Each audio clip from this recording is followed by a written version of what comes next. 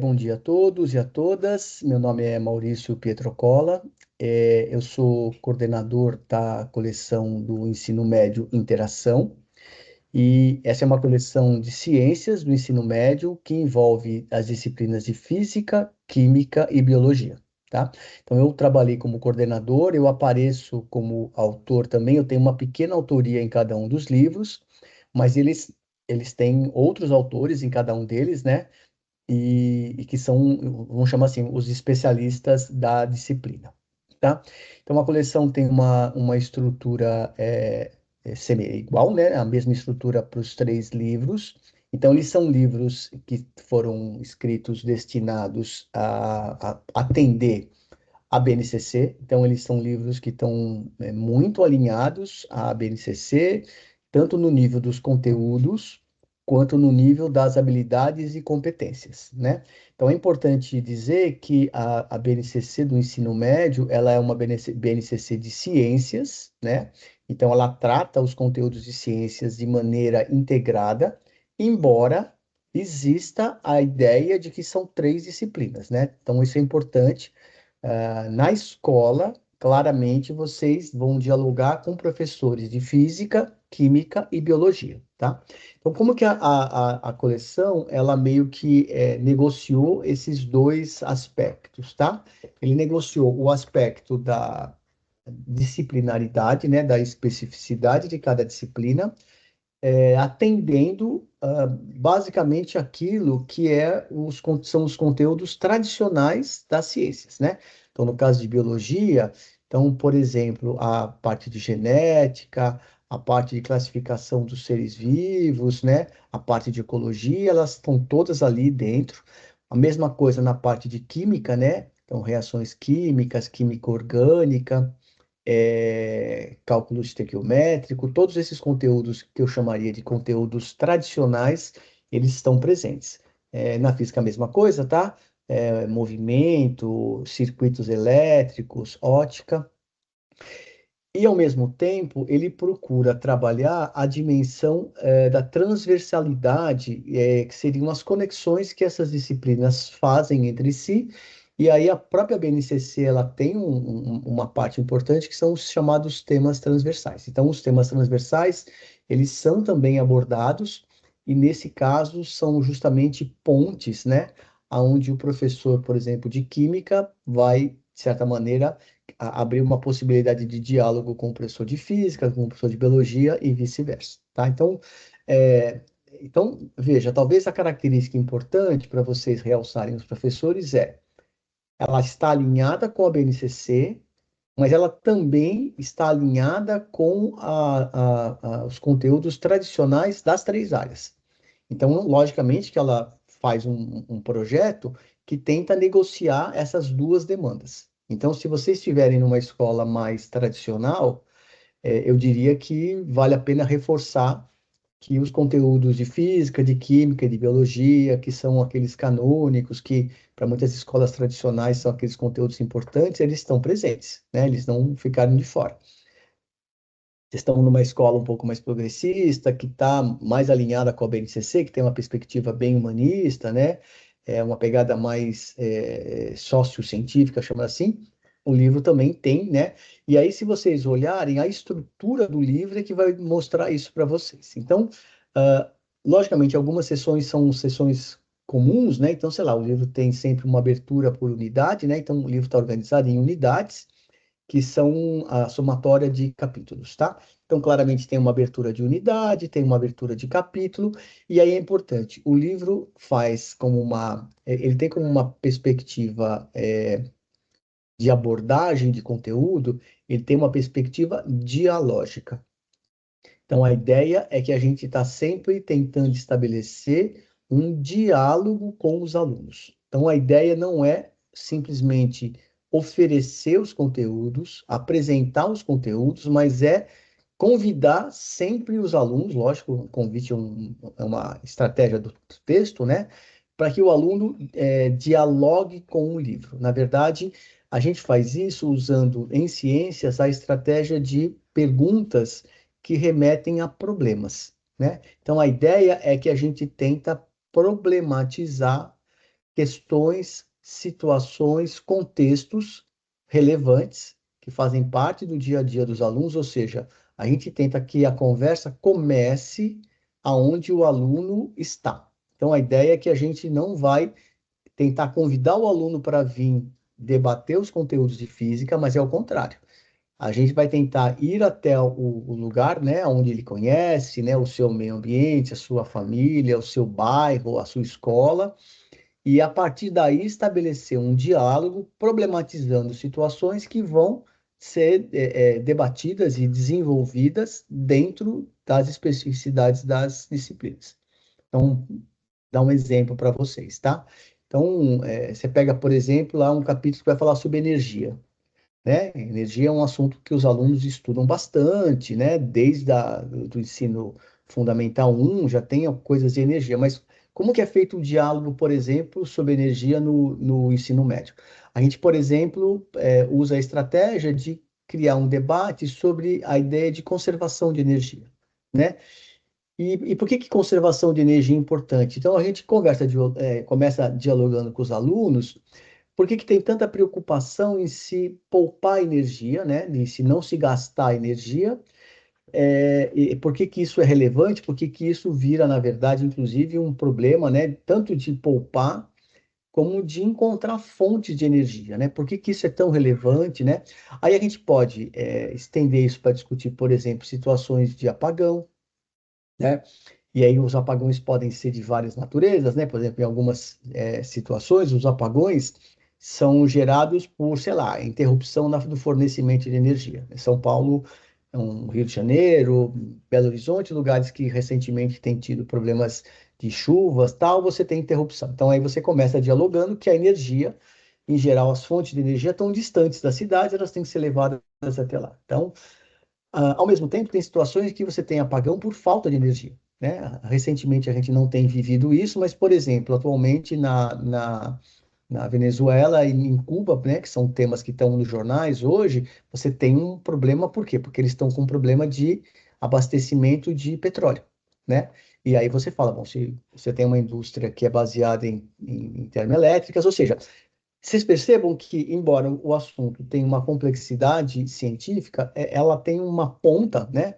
O fio da meada está na vida dos alunos, né? Então você começa dialogando por lá. Então isso é importante, por quê? Porque em ciências é uma área vista como uma coisa meio árida, né? Distante da vida das pessoas. Então essa estratégia, ela é, na verdade, uma estratégia de aproximação, né? De que vai tentar dialogar com os alunos. Bom, então, de maneira geral, todo o livro, né, as atividades são pensadas usando essa estratégia de problematização. Agora, tem sessões, né, que são específicas, né? Então, por exemplo, uma sessão que eu queria destacar para vocês é, por exemplo, uma que a gente tenta mostrar como que a ciência ela pode ser vista como uma empreitada interna, ou seja, seria aquilo que os cientistas fazem dentro dos laboratórios, dentro dos seus centros de pesquisa, e que, de certa maneira, é de lá que saem as novidades, né? Os conhecimentos. Então, por exemplo, quando você vai perguntar, bom, como que eu sei a constituição atômica, né? Como que eu sei a composição do núcleo? Você tem que explicar, de certa maneira, como que as pesquisas foram feitas e que me levaram a dizer, por exemplo, que o núcleo é composto de prótons e nêutrons. Então, essa faceta que eu diria que é mais do funcionamento da ciência, a gente tem, no livro aparece com a seção chamada Ciência por Dentro, né? Então, ela é importante porque, de certa maneira, ela mostra a dinâmica da ciência. Como que a ciência funciona, como que a ciência se produz, por que que o conhecimento científico não é arbitrário, né? E aí é importante, na atualidade, essa sessão, por quê? Porque a gente teve, muito recentemente, e ainda hoje, um movimento negacionista muito grande, né? Então, por exemplo, todo aquele processo que começou com a crise das vacinas, né? Ela ainda hoje perdura. Então, tem gente que, de certa maneira, duvida. Então, a ideia de ter uma sessão Ciência por Dentro, ela tenta mostrar, assim, como que a ciência é produzida, né? Como que os cientistas, podem afirmar o que eles afirmam. Ao mesmo tempo, também mostra como que a ciência, muitas vezes, revê os seus pressupostos, né? Então, a ideia da ciência por dentro é tentar explicar como que a gente poderia chamar as entranhas do processo de produção de conhecimento. Agora, ao mesmo tempo, para a maioria das pessoas, o que interessa é aquilo que a ciência nos entrega como produtos e serviços, né? Então, por exemplo, quando eu falei essa história da energia, eu posso discutir teoricamente, mostrar como que o conceito de energia aparece, como que eu operacionalizo, mas, por exemplo, para as pessoas em geral, elas estão interessadas em saber, por exemplo, como que o motor do carro funciona quando eu ponho gasolina. Ou, eventualmente, por que que atualmente eu tenho todo um trabalho de investimento em células fotovoltaicas para poder aproveitar a energia do sol. Então, isso, na verdade, é a dimensão das aplicações da ciência. Então, aí no livro, isso vai aparecer na seção Ciência por Fora. Então, tem ciência por dentro e ciência por fora. E a ideia é que isso fica como se fosse uma dança ao longo do livro, onde a gente vai trabalhando ciência por dentro, tentando mostrar os conceitos, as ideias, e ao mesmo tempo, depois a ciência por fora, como que isso se reverteu em um produto, em um processo, como que isso me permite entender problemas, né? Então, por exemplo, toda a crise climática hoje, se você for olhar, ela é claramente um desdobramento de produtos e processos que foram produzidos dentro da ciência, né? Então, por exemplo, os motores a combustão que eu acabei de falar, eles têm uma coisa interessantíssima, eles são capazes, eles são pequenos proporcionalmente, produzem muita energia, né? Mas eles têm em contrapartida a geração de gás carbônico que vai para a atmosfera e que muda, né, a característica da atmosfera. Ao mesmo tempo, a gente tem essa própria atmosfera carregada aí de CO2 e de fuligem, né? Por exemplo, quando você tem o ciclo das chuvas, do clima, essa poluição, ela é lavada da atmosfera, ela cai na superfície da Terra e ela penetra, e ela, por exemplo, polui o lençol freático, né? Que é da onde a gente consome água, né? E é onde os seres vivos, né? E de alguma maneira você começa a ver que você tem uma quantidade enorme de poluição que começa a fazer parte do nosso corpo e do corpo dos seres vivos em geral, né?